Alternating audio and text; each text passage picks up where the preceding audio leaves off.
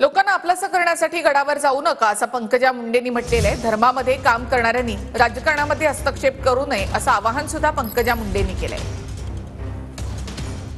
त्यामध्ये कुठल्याही गडावर लोक का जातात मला माहित नाही। त्या गडावर असणाऱ्या लोकसंख्येमुळे जात असतील की आपण त्या गडावर गेलो, गडाच्या एखाद्या व्यक्तीला हातात घेतलं म्हणजे गड आणि सगळी लोकसंख्या किंवा सगळी येणारी पब्लिकच आपली होते असं वाटत असेल कुणाला।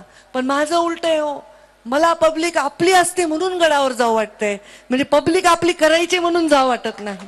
राजकारणात काम करणाऱ्या माणसांनी धर्मात हस्तक्षेप करू नये आणि धर्मामध्ये काम करणाऱ्या व्यक्तींनी राजकारणापासून वैराग्य धारण केल्याशिवाय तो धर्माच्या रस्त्यावर विराजमान होऊ शकत नाही।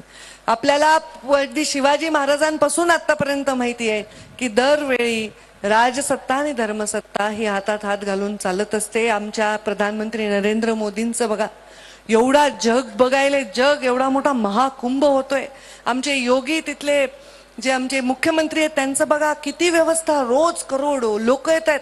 आणि बरं, पहिले लोक धर्माचं काम करणारे जात होते, त्यांच्या पाया पडायला आजूबाजूचे पंचक्रोशीतले जातात।